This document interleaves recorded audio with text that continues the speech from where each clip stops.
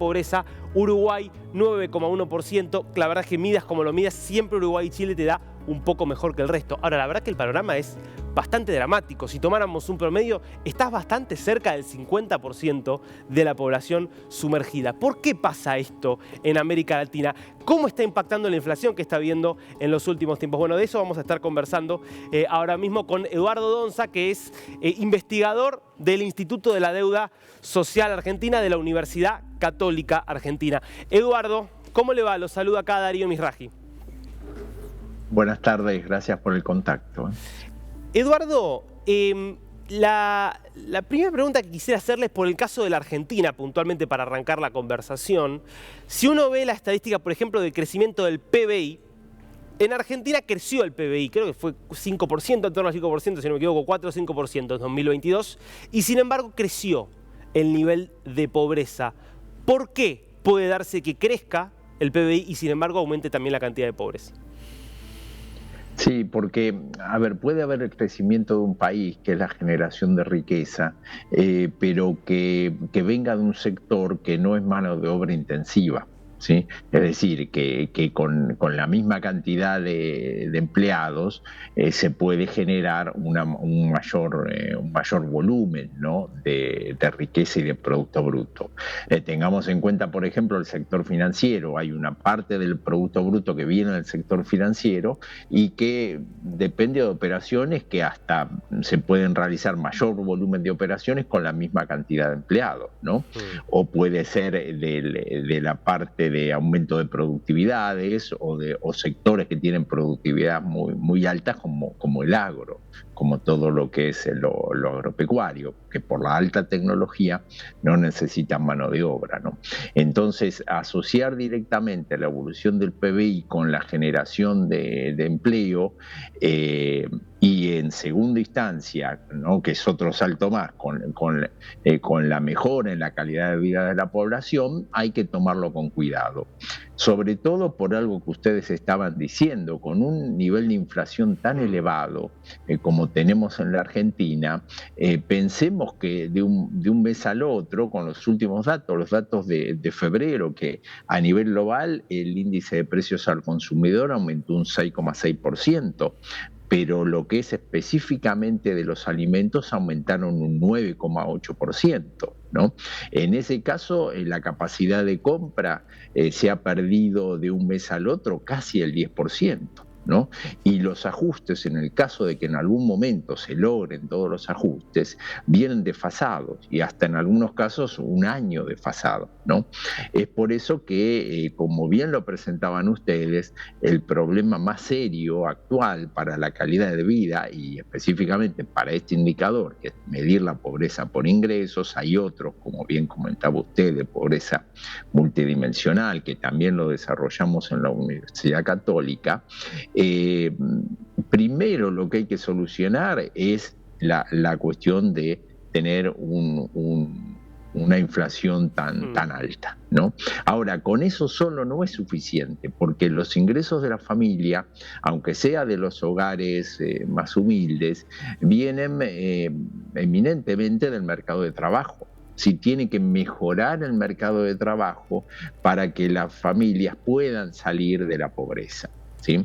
La indigencia, que está en un valor alto también relativamente, en casi el 8%, un poco más del 8%, el 8,1% de la población, lo que está indicando que es 1 de cada 10 personas que viven en la Argentina está en un hogar que no le alcanzan los ingresos para la compra de los alimentos, ¿no? Esa es una cuestión muy seria.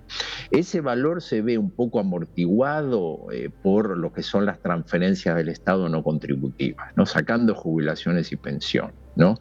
La asignación universal por hijo, los programas de empleo con contraprestación, también muchos provinciales y municipales, que ayudan a esas familias a cubrir los gastos de alimentación. Si no, se elevaría ese valor del 8% a casi un 20% de la población, ¿no? Entonces, esos programas tienen que continuar, pero no ayudan para salir de la pobreza. ¿no? El efecto de esos programas es amortiguar en un 5% estos valores de pobreza cercanos al 40%. Si no mejora el mercado de trabajo, no va a mejorar la situación, pero para que mejore el mercado de trabajo tiene que mejorar la estructura productiva. ¿sí? Ahora, no solamente evoluciones de generar más riqueza, ¿no? Sino la estructura productiva tiene que mejorar. Claro, yendo un poco a esto, ¿no? a la dinámica del mercado de trabajo, históricamente quizás es un error, pero digo, lo que uno podía ver era asociar bastante fuertemente la pobreza al desempleo. No se tiene trabajo, entonces se es pobre. Si se tiene trabajo, en general no se es pobre. Y lo que uno ve hoy, por lo menos en el caso de Argentina, puede ser un número creciente de gente que trabaja y es pobre al mismo tiempo. Digo, ¿cuán generalizado está este fenómeno? Y si es efectivamente algo nuevo, diferente respecto de lo que ha pasado en el pasado. Nosotros lo venimos viendo desde hace tiempo, ¿no? Lo que sí se choca con esta idea que usted dice, que es la lógica que tenemos los argentinos, tenemos como un supuesto, del que consigue un trabajo en poco tiempo va a salir adelante. Eso ya lamentablemente se rompió. ¿Por qué? Porque el mercado de trabajo es un mercado de trabajo precarizado, en el cual el principal problema no es la desocupación, sino los trabajos y los empleos de muy baja calidad. ¿sí? Un 30% de los trabajadores ocupados viven en hogares en situación de pobreza. Y cuando uno analiza los trabajadores que tienen menor calidad en el empleo, los que están más precarizados, ahí aumenta ese porcentaje hasta un 50, un 55%, hasta un 60%, ¿sí? Según la calidad del empleo. Ahora, esa calidad del empleo está muy asociada al sector productivo. Si uno analiza no las características del trabajador, sino las características del establecimiento donde trabaja, va a ver que la mitad, el 50% de los trabajadores ocupados están en un sector mixto informal de la economía, de establecimientos chicos que en general tienen baja productividad, haciendo actividades de cuenta propia sin ser profesionales, ¿no? Los profesionales de cuenta propia estarían como en otro nivel.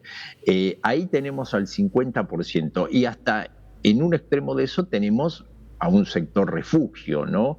Con personas que se tienen que inventar un trabajo porque no hay un trabajo en relación de dependencia. Por ejemplo, los recicladores de residuos, los cartoneros, claro, que se tienen que organizar para tener un trabajo. La venta ambulante, limpiar un parabrisas en una esquina.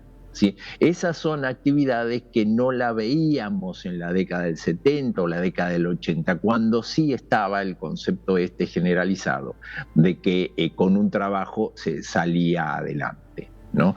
El resto de los trabajadores, dijimos el 50%, están en ese sector microinformal, con baja productividad, muy golpeados, sin protección tanto laboral como social muchas veces.